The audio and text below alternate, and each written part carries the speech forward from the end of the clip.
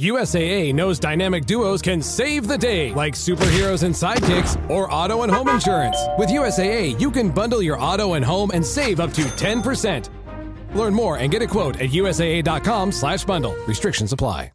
This message is brought to you by Abercrombie Kids, where the activewear is made for every summer activity, so your mini-me can bring their personal best.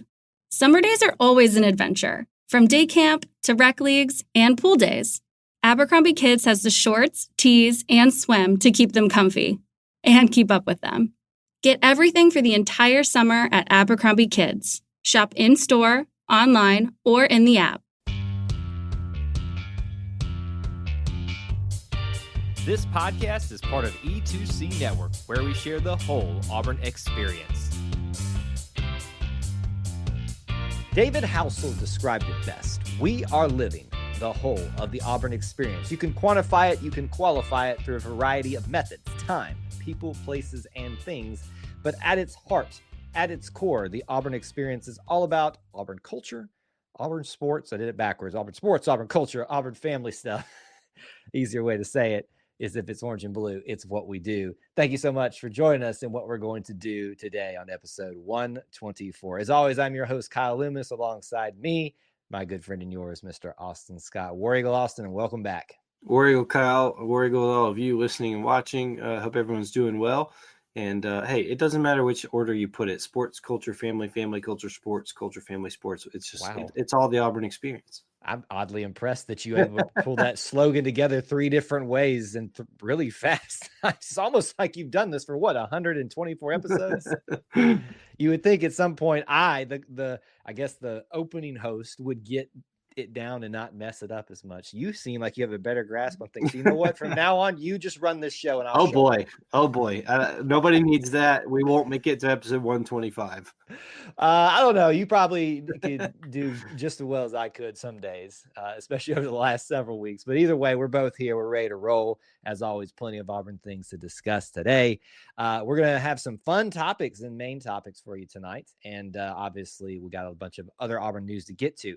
In Auburn potpourri, and I told Austin this to start off episode 124. I'm going to surprise him a little bit. Scared. One thing that Austin and I love a lot is to go find some Auburn things out there in maybe thrift stores, other areas. I found a little special something today. Like literally, this afternoon. We're recording on a Sunday evening. I found it up here in Northwest Georgia. Let me preface this. There's a lot of Auburn people up this way. So if you know about the area, you wouldn't be surprised at that. So I guess I shouldn't be shocked that I would find something Auburn, but just something really unique Auburn, and I can't tell what it is. So we're going to take a look at it here for those of you on the audio format only. I'm sorry. You can come to that and see it. We'll share it out on social media later this week. But my little prop that I have for you, let me find it here. And I thought I had it ready to go. I do. And here we go. Check this out. From not a thrift store, but from Goodwill. This is an actual framed picture of an Auburn team with this anonymous, I guess you'd say, poem, ode to Auburn. I'll try to read it briefly here. Auburn, we are you now and ever. I had to get in closer here. Dressed in autumn's orange and blue, we come forth with heads high and eagle proud to do battle in that place where manhood's only measure is gauged by strength of heart. We toil for more than victory. Spurred by fall's refrain, we fight to save the echoes of the glory on the plain. I mean, come on, folks. That's pretty cool. I couldn't tell you what in the world that is, except that, based on, we're going to do some context clues, breaking down of some literature here on the Auburn experience. I'm going to guess with fall and autumn mentioned. I'm going to say it's a football team, right? I'm going to say that's a team photo. But man, that's really cool looking. All I know is for sure is that I need one of those shirts they're wearing. I know. Isn't that interesting? Yeah. Isn't that real interesting? And you got the guy in the middle with the little collar thing on too. Yeah. And I guess the coach behind him, right? So I literally just found this today. I haven't had a chance to do digging in it. So maybe you guys that are viewing this live or the replay can do even more digging for us to figure out what it is. But there's a Roman numeral down there below the Auburn University wording. And I believe Jessica did her research and said it's like 1870 something, if that's correct. And I think Auburn's first football team was in the 1880. I don't know. I could be wrong on that. Something. Okay. So we could be looking at a football photo here. I don't know. That's my find really interesting from the Goodwill. Did you have, listen, I've seen shirts, you find that kind of stuff all the time, but this portrait for $9 at Goodwill, it's sitting right here in the floor right now. I got to find somewhere to put it up in here. So how big is it? It's wider than me. And I know that's pretty wide right now. I need to lose a few LBs, but so I don't know. No, that's pretty neat. I've never seen anything like that. I've definitely never heard that, poem or saying. Yeah. That's a pretty cool find right there, though. So there you go. Show and tell time. Show and tell at lunch. For those of you that get that reference, you're good people. There you go. Just wanted to open up the show with a little bit of an Auburn find to get us kicked off tonight. Let's do this first, and then we'll come back to acknowledge, obviously, the big momentous thing that happened for all of Auburndom, the students and graduation, that type of stuff. But let's talk about baseball and softball, since we're not going to spend a whole segment talking about them. It has been the big stories this week. Starting with softball, obviously the week began not so great. They got to play in the SEC tournament in the first year in the coach's Malvo, and got to play Alabama for the first time. We did lose 2-3, although it was pretty competitive for their first crack at Alabama, and had a shot at the end there to continue on and follow that path that we laid out for y'all in last week's episode. But that's not what we want to focus on here. In your very first season for softball, led by Coach Chris and Kate Malvo, the coach's Malvo, we are going to the NCAA tournament. And I don't think this is probably a shock, Austin, that we're here.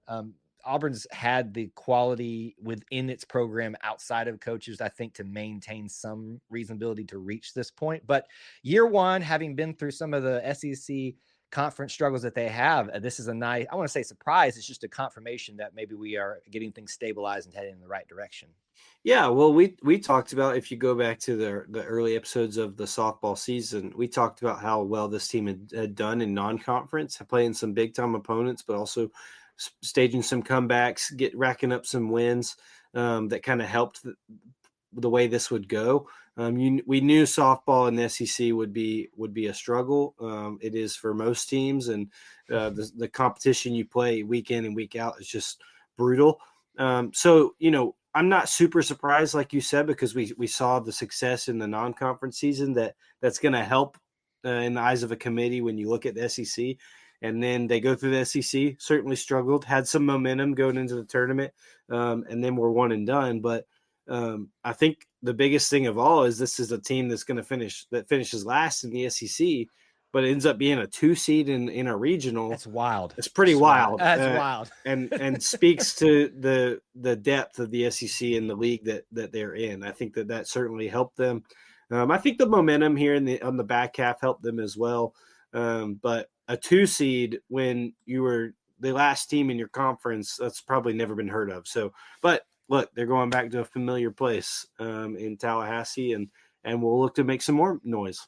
At least it ain't Clemson. Can we just all agree on that? Praise the Lord. Jeez. I just knew when that – I was thankful to see we got into the tournament, but I just knew the next line was going to be in the Clemson Regional. Thankfully, it's not. But it has to be one of the two, I feel like, these days. We go to Clemson, Florida State. It's just so much – there's connective tissue there amongst a lot of sports, and with good reason. I don't resent that in any way. But your Tigers are there, as you said, as a 2 seed, which I think is a little bit – it's not shocking. I don't want to sit here and disparage the efforts that have been made this year, but I think struggles in the SEC first year, there's laying a new foundation, but playing 5 seed, is that who it is? Yeah. 5 seed overall. Five seed overall, Florida State. Robert Morris is also in there, Auburn, and then South Florida. So I guess it's Auburn, South Florida pairing, and then Florida State, Robert Morris. So if you go by seeds, Auburn's got a good shot maybe to at least make this interesting and go toe-to-toe with the Seminoles, which I think we'd all be very much interested to watch and see that go down with all of our history. But here we are at the very tiptoeing towards the end of the first year under the coach's Malveaux, but it is not done yet, folks. Tune in this week and let's see how they do. And we'll certainly recap that the next time we get together. We're still getting towards the end of a regular season for baseball, but boy, are the fireworks just not over yet. Austin, how do you feel about, winning with like 5 runs? Is that a good win to you just any day? That's decent. That's pretty solid, comfortable. How do you feel about 10? 10's pretty wow. It's pretty like a big day, isn't it? Big day. I've probably tuned out. You probably tuned out at that point, which I had at one point during this particular game. How's 24 for you? 24. I've wondered what happened and which fraternity bros they're playing on the team now. Can we just go with that alone? Auburn won by 24 in game 1 of this series we're about to talk about this week, Auburn baseball, that is. Can I give you the name, folks, for those of you that were unaware of this? Austin obviously knows what we're talking about here, but they did this versus South Carolina. Now, folks, let me go ahead and preface this. South Carolina clearly is not where they used to be and where they would like to be. I actually heard from several fans on posts we made about that. They're like trying to like salvage their dignity. I'm like, just no. They're like making excuses. You've been given the lumps. You're going to take the lumps now. It's okay. Your Auburn Tigers, my goodness, swept in every facet that you can the South Carolina Gamecocks at home this week, yet again winning another SEC series. They have won every SEC series except Georgia and Texas, who are the top of the SEC right now, which they got swept in. We'll go back and revisit that. How are we feeling, though, Austin, after 3 games? Your Auburn Tigers just dominating for the most part. It was an absolute bloodbath. It was a chicken feast. It was every feather was plucked from the Gamecocks. Rotisserie chicken. I mean, just barbecuing them out there in center field. It was a beatdown, and I think even when you look at it on Saturday being a doubleheader because of crazy weather coming through the town, they just took care of business and didn't think anything twice about it. So obviously, like you said, South Carolina, for those of us that remembered when they were just a national title runner every single season, they're not the same. It's not to the same effect. Certainly have that caliber of a coach in him in his first year with Paul Manieri back in coaching. But my goodness, they just whooped up and down. Everybody on the roster had a great day. The only disappointing aspect of this series is that one of these Auburn players is going to be the only one to win SEC Player of the Week. And it's probably going to be Eric Guevara.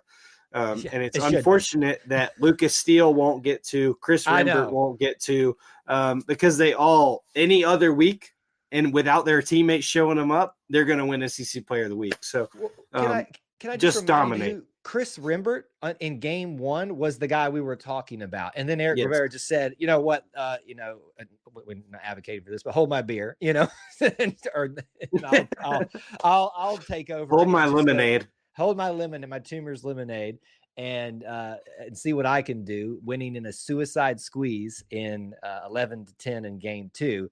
And there are plenty of other people that you need to congratulate there. I think the pitching on game 3 really, after the first 2 innings, really settled in. They win 11-3. So that's your games right there. 24-2, 11-10, 11-3. Auburn pretty much dominates the whole game, and they were in very much a comfortable position in game 2. They let them come back. Austin, do you, just to round this out, do you take a lot away from this weekend, or is this really just South Carolina's that bad? You're the perfect blend of elegance and style, and your ride should be no different. The 2024 Hyundai Sonata Hybrid meets all your needs, from business to brunch and everywhere in between. With head-turning details like a sleek front end, plus stylish interior, and an available 12.3-inch digital instrument cluster and seamless tech integration. Okay, Hyundai. Visit HyundaiUSA.com to learn more about the new 2024 Hyundai Sonata Hybrid. Hilton brings you new ways to stay, with experiences that let you capture the glory days. Introducing the Graduate Hotels. Each inspired by local college towns, these stays are always original and never boring. Get in touch with traditions all across the country and enjoy a stay that's a class above the rest. Book at graduate hotels with Hilton Honors Points at Hilton.com. It's a win-win. Hilton, for the stay. No, because I think everything we've said before about the SEC still stands here when you talk about whether it's the top or the bottom of the league. But you don't want to see South Carolina come in to town and it also be senior day, and it also be graduation weekend and all this, and have a letdown moment and say, we'll coast through this last weekend at home. And so this is good. They still dominated. I think they know that they have their sights set on hosting a regional, being a top 8 national seed, and going into Hoover and making some noise as well. So no, definitely still an incredible weekend and a productive weekend, but there's certainly things higher on the horizon, but good to take care of here and now. Yeah, absolutely. What a great second to last weekend in the regular season. One more to go, folks. We'll certainly be talking about that more next week too. Switching from sports for just a second here, we acknowledged this last show that we were heading towards a very important day for those of you that are blessed to be part of the Auburn alumni family, which Austin and I are proud to be a part of as alumni. Graduation has come and gone this weekend. All the new doctorates and masterates and undergrads have received their diplomas, and we have extended that smaller unit within the Auburn family, because everybody in the Auburn family, no matter your experience, whether you were here or not, is important. But this is a special celebration. We got to see all the pictures again. Abby being up on stage celebrating and wishing all the graduates well. This always sends the big feels for me and sends me back into my reminiscing of this time of year. Where was I when this time frame, at least, because it's never the same day, was happening for you? So I would imagine you're probably not as soft as me on this, but it's always, it probably brings up something similar for you too. Yeah, going to Auburn University is a top 5 decision of my life. I will never not think that. I still live here, so I'm happy to still be a part of it in every way. And just congratulations to all those who get to join that alumni family. Yes, absolutely. We are so proud of all of you. Welcome, whether it is your first degree, your second, third, doctorate, whatever you're getting from Auburn University. You made the best choice of your life by coming to Auburn, by going to school there, and go out and make us proud. And you may be the next Octavia Spencer. You may be the next Tim Cook. You may be the next Bo Jackson. Who knows where you will be in the Auburn legend, but it started here. And this is probably a little sappy, but I'm going to read this. Since we got started in this section, reading things, let me go ahead and do this. The alma mater. So everybody, hands over your hearts and all that kind of stuff. On the rolling plains of Dixie, neath the sun-kissed sky, proudly stands our alma mater, banners high. To thy name we'll sing thy praise from hearts that love so true, and pledge to thee our loyalty the ages through. We hail thee, Auburn, and we vow to work for thy just fame, and hold in memory as we do now thy cherished name. Yes, I can do that from memory, but I wanted to make sure that I didn't mess it up. So there you go. That's the alma mater. All right. Unfortunately, we spent a lot of time talking about other things, and there was one major topic that I wanted us to hit. We're not going to have time, but I'm going to do it rapid fire here. Lots of awards this week for Auburn men's golf as they get it fully into postseason play for them. Player of the Year repeat, Jackson Coyven. Coach of the Year repeat, Nick Kleinard. Those are back-to-back for both of those guys. First team All-SEC for Jackson Coyven and Brendan Valdez. Second team for Carson Baca, all freshman Billy Davis. Community service team for Ryan Elishman, I think is how you say that. I never can figure out how to pronounce that. Soccer added a new forward from Duquesne with 1 year left of eligibility. And then back to golf, J.M. Butler won his first PGA Tour match championship. What do you call it? The Bupa Championship, Austin? Bupa. Something? Okay, whatever it is. That's what I'm going with. I don't know if that's a company name. I don't know anything. It's just Bupa Championship. And J.M. Butler, we all remember his final putt to give the Auburns a national championship. So good for him for getting his first PGA Tour. That's right. Could it be an omen? I don't believe in omens, but could it be a sign that things are looking up for the end for this men's golf team? It could. I don't know. Just saying. We'll see how things go. Obviously, they're the reigning champs, and we're wishing them good luck as they begin the march to a potential repeat national championship. That's going to do it for Auburn Potpourri.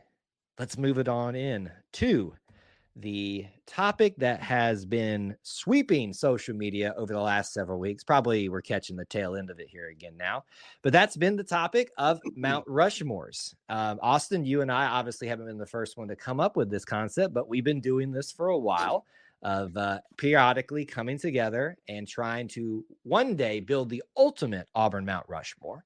That's what we're heading to. And we're going to do piecemeal of a bunch of different topics within Auburn sports, Auburn culture, Auburn family stuff. We've already done several in this series. We've done Auburn quarterbacks. We've done academic buildings. We've done basketball guards. You should go check all those out, whether it's on YouTube in the podcast format. If you ever need links for those, let us know. We'll get them to you. But here we are, I guess our fourth installment. There was an introduction one, but I think it's our fourth one. Am I missing anything that we have done?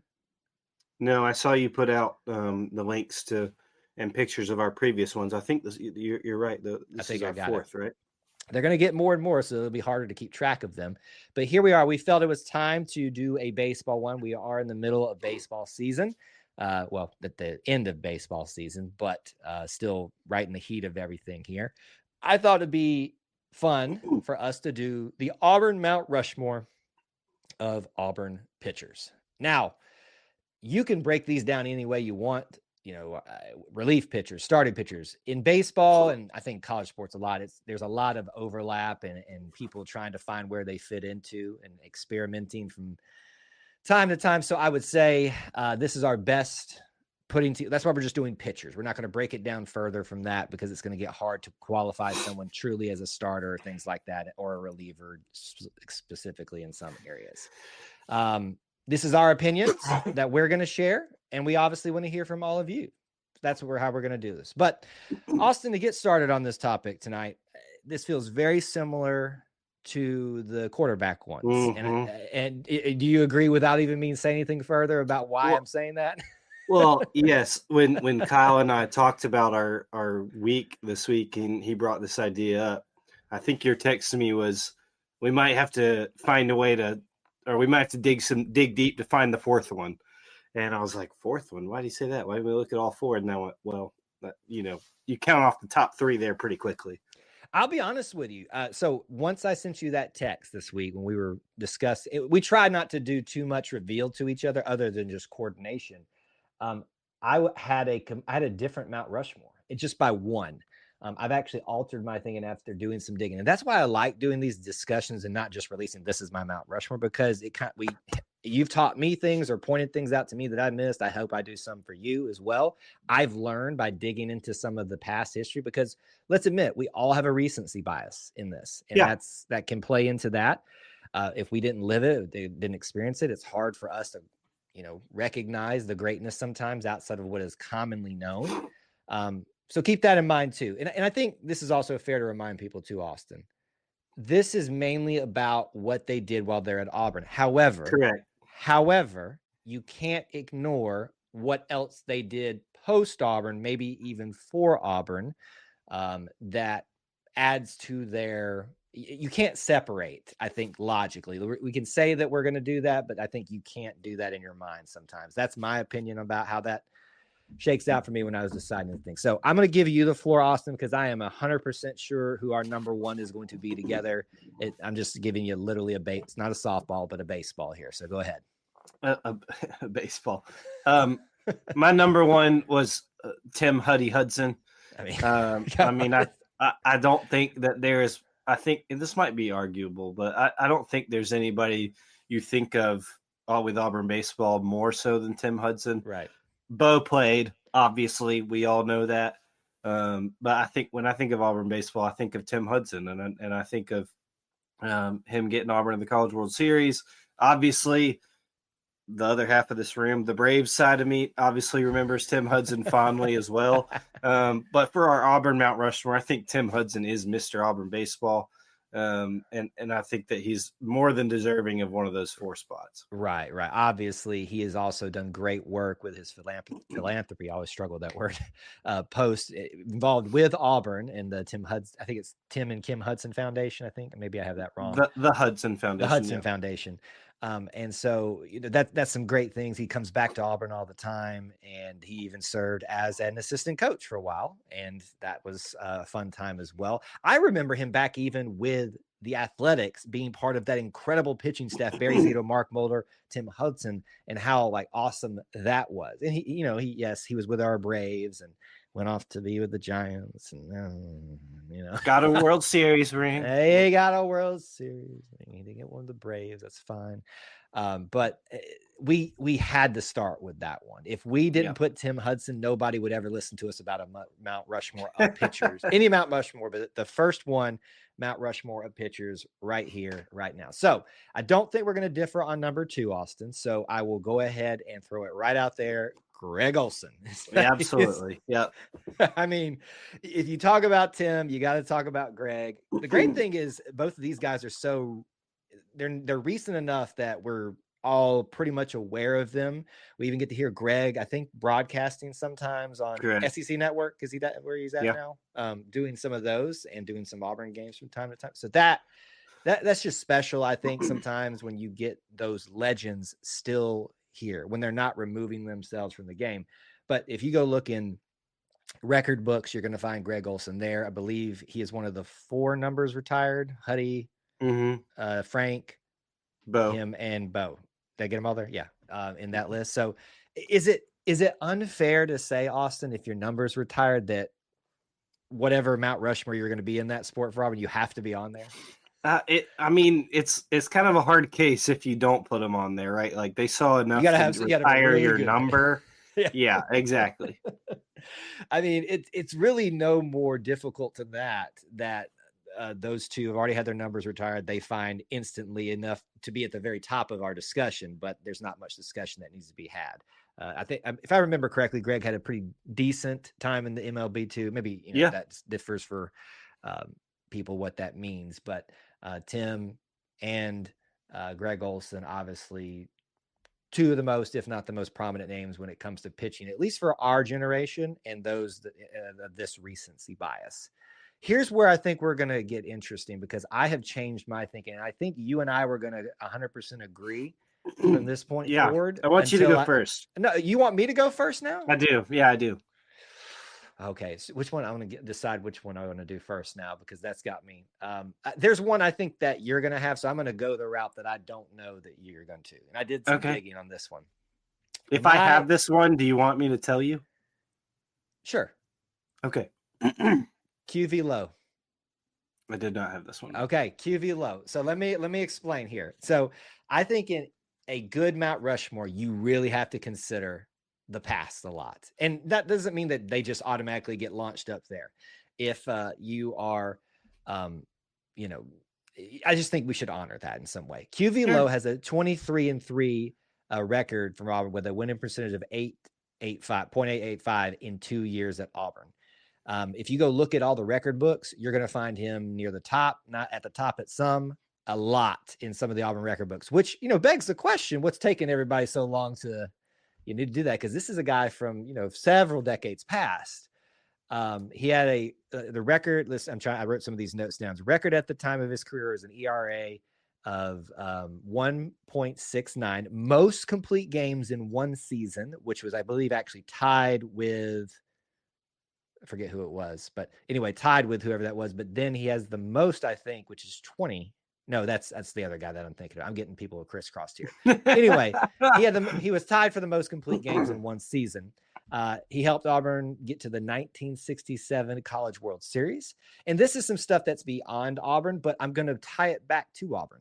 He went on to major leagues to be a minor league, I should say, coach and manager. But he came back to Montgomery, Alabama, and established the Auburn University of Montgomery baseball program. How about that? And led them to 3 straight their World Series. Never won one, got to second in 1990. Yeah, 1990. So that's got a little personal for you connection there too. It does, but folks, Auburn Montgomery is still Auburn. Like their president is our president. That is who signs your diplomas for that. So I know I'm stretching a little bit here, but when I was reading about this, I got to put QV Low on right now, my Mount Rushmore of Auburn pitchers. So that's mine. Fair. That's fair. I think you thought I was going to go with Casey Mize here. Is that correct? That is who I thought you were going to go with, and yes, that is who QV Low replaced. And we'll talk about why in a second. That's fair. I think that's fair. I think, like you said, that took some digging deep. I'm still going to go Casey Mize. I think that and I know that it is kind of blurring the lines between that at Auburn, professional at Auburn, but the first number 1 overall pick from Auburn, I think that speaks a lot. It does. Especially when you talk about his kind of trajectory of what Auburn did for him coming out of high school, is not drafted at all, comes through Auburn, has an incredibly successful career, an SEC player of the year type career, and goes on to be the first number 1 overall pick, still finding his way with the Detroit Tigers. And it's become a solid rotation piece for them. But I think Casey Mize, and that's definitely, I think, I'm not admitting it's not, but Casey and I were at Auburn at the same time. I think that is, I got to see it up hand and close and up front and personal. So I think that has to hold a lot of weight. I'm not saying that shouldn't be considered, but I'm just saying that for me, I got to see that with my own 2 eyes, and I think Casey's one of the best Auburn pitchers we've ever seen. So I've got him on my Mount Rushmore with Huddy and Greg Olson. He was sitting there, and then I've really tried to broaden my horizons and go beyond my personal recency biases. He is going to be an honorable mention for me. But he is like that honorable mention that could just slip right in there, and I could be convinced otherwise. But for me, QV, you look at those record books, he's all over the place. There's a lot that are still standing, or he's still high up in those lists, and a lot of them. You look at the variety of what he did for the game of baseball, for Auburn baseball while he was here, and for Auburn Montgomery. I just got to have that acknowledged in some way as my kind of off the wall pick. Maybe a little bit for that. It's not off the wall so much. It's just going deep for a spot. I think we're going to agree maybe with number 4.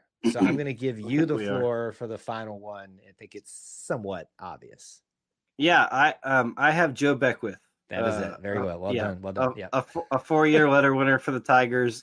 Just a Auburn man through and through, grew up in town, went to Auburn High School, went through the Auburn career, and then came back after his college or his major league career. But like you mentioned earlier, I think you were reading some of his stats. The program record holder with 20 complete games. Yep, that was has ranks 3rd in the program in ERA, 4th in wins.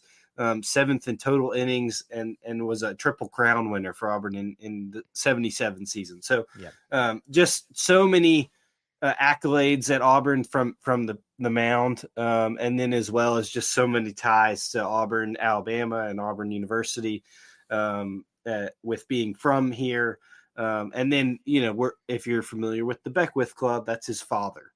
So just an Auburn family. I'm not saying that has to count for his Mount Rushmore of Auburn pitchers. It's hard to ignore it, though. But it's hard to ignore it when it's an Auburn guy through and through. But his stats certainly speak for itself. Getting the Tigers to a College World Series, and then all of the pitching statistics as well.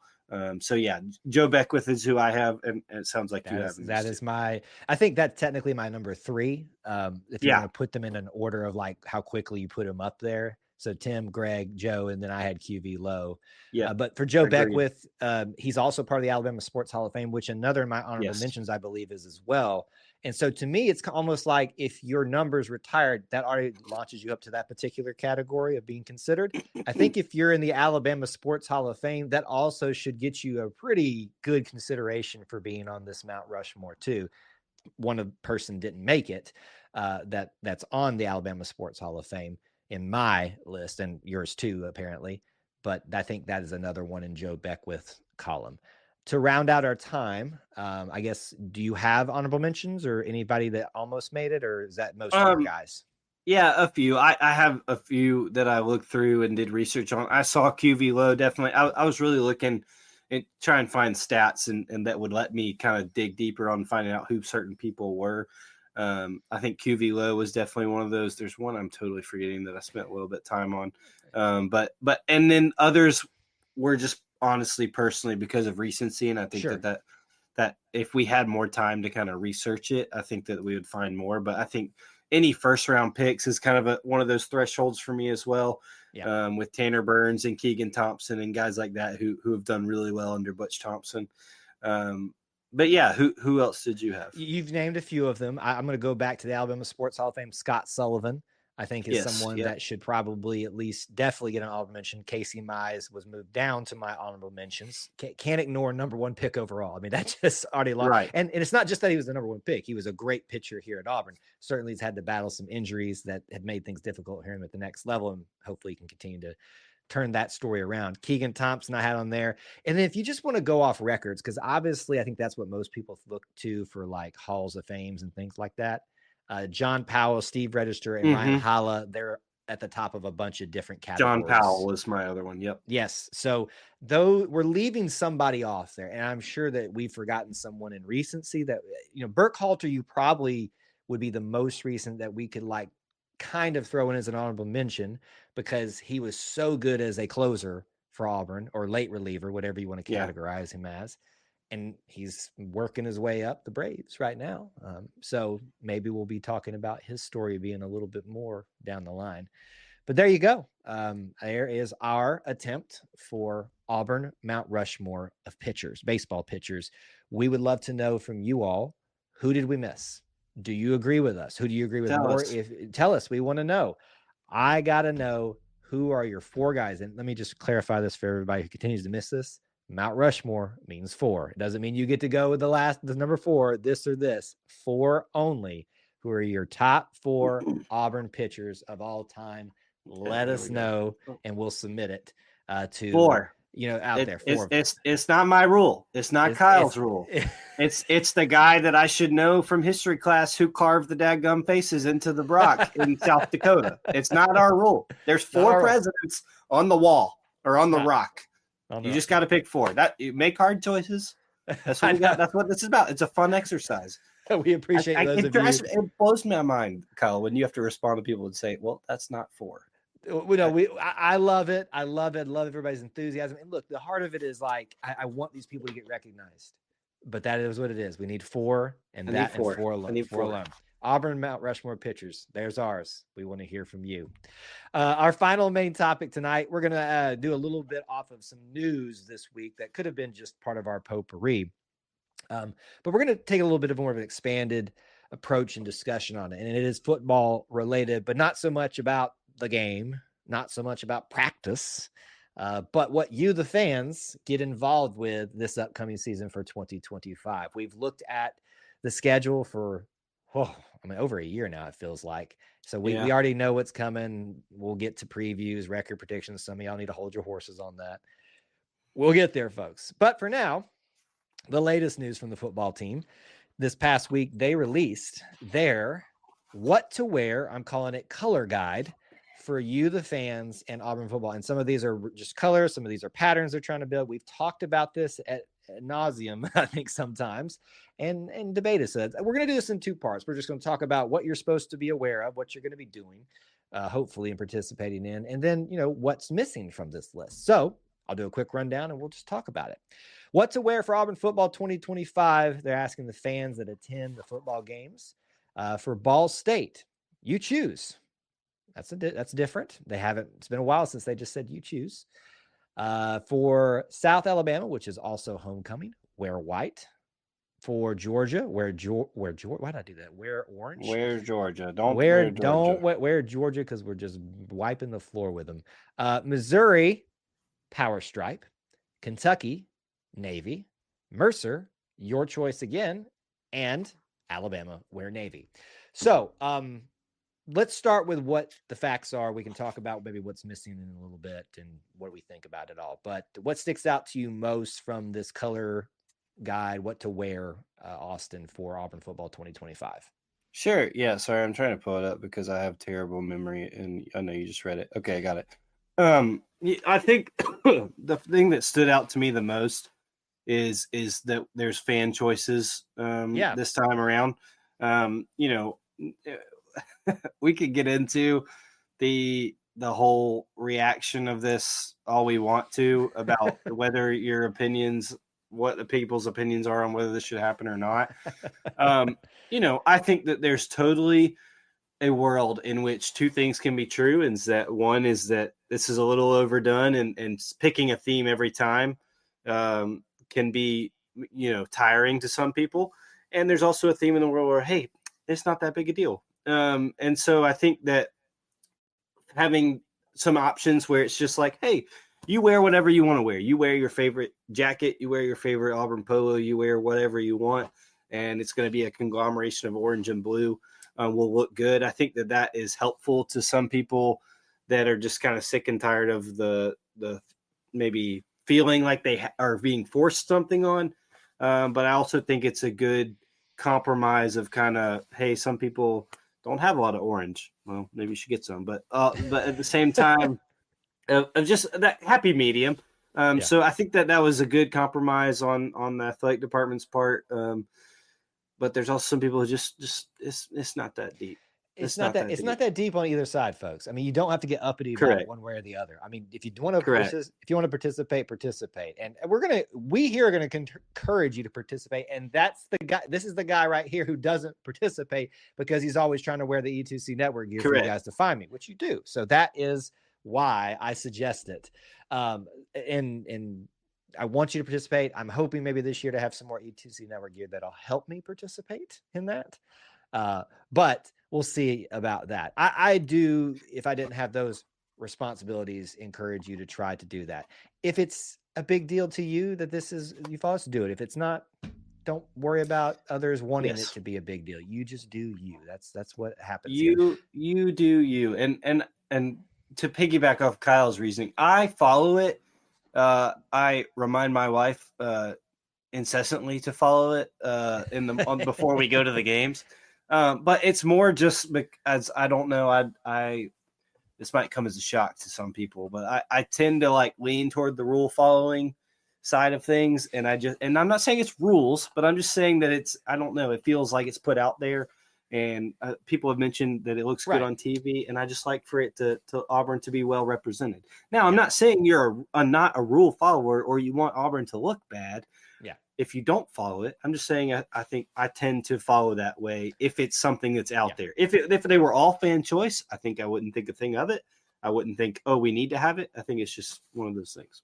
I think it's a good thing if you want to talk about, does Auburn listen to fans? And clearly they are listening to fans. If they've given you 2 times, they said, hey, listen, some of y'all don't want to participate. Here's the games where we're like, we're not even gonna bother you about it. Now they're the rinky dink games, but listen, that's probably where it's a little bit easier because I think in some of those games too, you're getting more people that use that as their one game of the year, families and such. The first game of the year, Mercer, the last game before the big one, or if it's not Alabama's at our place this year, it's the last one of the season. So I think fan choice twice was a little bit surprising for me. Once I wasn't surprised to see, but listen, there it is for all of you out there. There was some discussion this week about the choices of which colors to go with which team. What do you think about Navy with Kentucky? Is that a little too on the nose, or is that to drown them out? What do you think about that?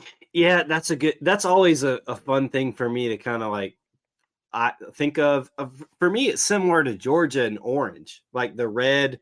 Does it kind of match up too well, or is that the point, right? Is it supposed to match up? But I don't know. It doesn't bother me too much. I think both of those are kind of in line to that same line of thinking of the orange will match their red enough in the right lighting. The blue will match the Kentucky blue in the right lighting.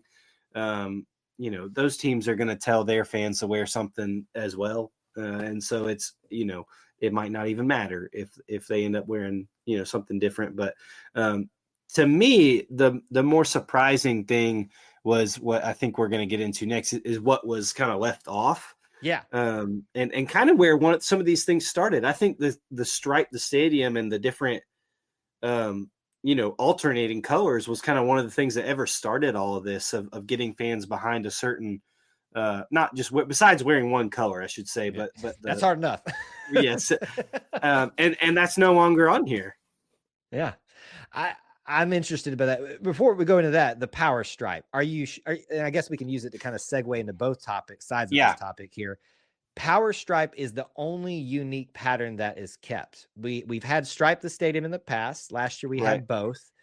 For those of you who don't know what the power stripe is, it's the thing on the helmet. And I'll be honest with you, I was shocked that it showed up last year, the power stripe, as well as it did.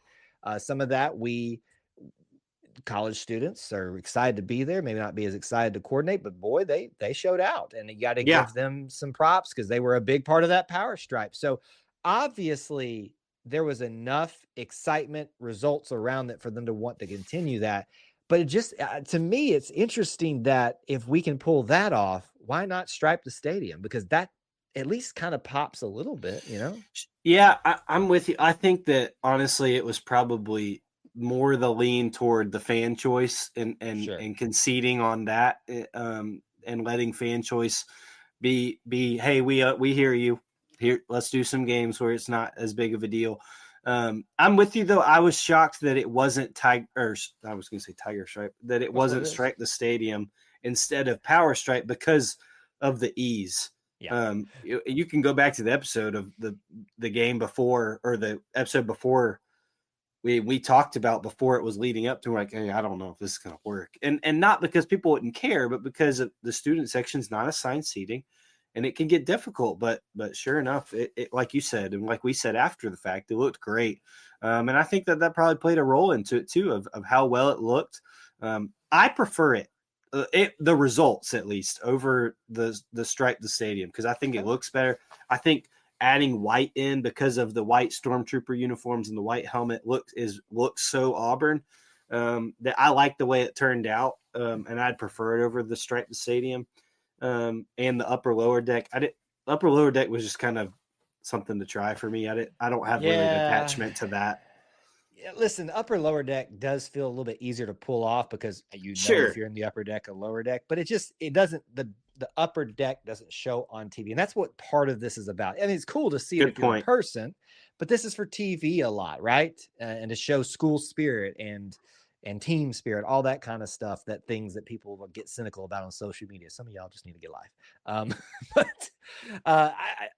I am interested to see if the power stripe has as much enthusiasm this year as it did last year. It was new last year. There was a lot of people doubting that we could pull it off, and we did it too. So maybe it's one of those things that they found that happy medium. They found, give them choice. Don't give them responsibility for a couple of games, especially some of those maybe where people are giving away tickets to families and stuff. They're just trying to get there, right? They don't want to have to coordinate their kids as much as they already feel like they're having to just get everything else in line there. Let's see if this works this year. I probably have a little bit more fondness for striping the stadium if it's done well. Sure. Could we just stripe white, orange, and blue, and not just orange and blue? If you like that part in it, like just going around, I don't know, like you're talking like along the, like almost as if we did every 10 yards, or you're every talking 10 about yards, every section. You're not talking about the other way where it's like just 3 stripes. No, well, I just think if you're going to do the regular stripe the stadium, you brought up a great point. Then the power stripe, there's a white section, which helps that really pop out. Let's do that maybe in the future if we're going to go back. If you're going to do a complicated one time a year, I think is right where you need to be. Agreed. Other than that, wear navy, wear orange, wear white is back. I've been one that's kind of been skeptical about the wear white thing, just because it feels like other people have made that their own. But it doesn't mean that we can't do it too. It helps with the heat. I think it that's sure a big one. Does. It never sure does. It never needs to be after September. If it ever gets moved after September, I don't think it's going to. Yeah, it's going to be a no-go. In the charge. We'll be heading over to the president's mansion. Please change it now. I do think it's a little. Let me make sure before I say this. Yeah, I do think it's a little strange to have wear white on homecoming. It feels weird. It does. It's going to feel weird. And I think it's still definitely for heat. I get the first game. Hey, you're coming back. Come on back. Yeah. Wear your favorite. But yeah, it's a little bit weird. But we'll see. I think I'm with you 100% on if we're going to go all out on doing one thing, like one crazy design, let's do one. And then the rest. What's your number one favorite on this list of what you can't wait to be at, what you can't wait to see? And it's okay if it's the obvious one, because for it's me, obvious. It's wear navy for Alabama. I mean, brother, it looks so good in late November. It just it's why does it look so good in November? I don't know. I don't know if it's because it gets darker earlier. Yeah, but I mean, it's for me. It's, and this is like a core memory of being a student. For me, it's that all navy, and they've got all orange shakers just everywhere. It's that contrast between the shakers of orange and people wearing blue.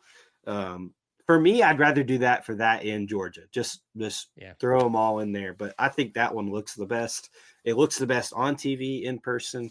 I'm with you. I can't wait for that. Can we be honest? It's Navy because of Navy Nightmare and because of a certain phrase that was said by Alabama head coach. You know, well, sure. We know why it is that way. All right. There you go. So that's your assignment. You know your assignments. You choose whether you follow it. If you don't like it, shut up and don't say anything else about it. If you like it, get excited about it and get your other friends to do it too. That's right. It's not that big a deal. And look, I'm not going to speak for Coach Freeze and say that he doesn't have a hand in it, but to all this stuff about, can we care about winning first? Can we care about on the field performance? I'm going to venture out there and say these are totally two different departments. I 100% agree.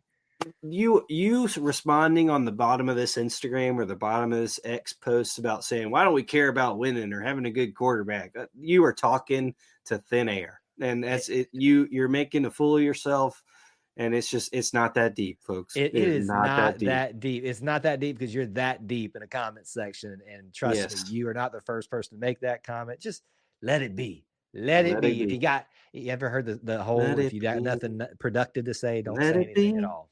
Let it be navy, orange, white, or power stripe. Okay, there you go. That's your color guide for Auburn football 2025. Plenty of other football content coming up in the near future. That's episode 124. We did it. Mount Rushmore, colors, potpourri. That was all of it. As always, if you want to keep up with me, do so on X at Kyle Loomis 24. Where can they find you? Yeah, at X whatever on X, on Instagram at Austin G Scott is where you can find me. I'm sorry if my cough came across tonight. I was trying to hide it, but I've got some tickle. We've been traveling today. We came back from the beach. I'm tying this all in, I promise. Had a great War Eagle moment as I was passing somebody in a restaurant. They were wearing green. I would have had no idea, except he said it to me. I was wrangling one of my toddlers. I will not say which one.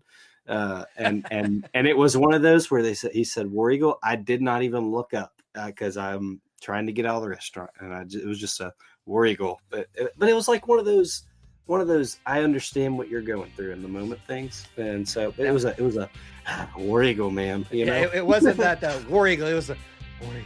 Like, it was like work hard work. You know? Work hard work. On top of work hard work, happy Mother's Day to all those Auburn moms out there. And we almost messed that one up. Happy Mother's Day to all our Auburn moms. We hope you had a great one. And thank you all for tuning in to episode 124. Until we talk to you again. War Eagle. War Eagle.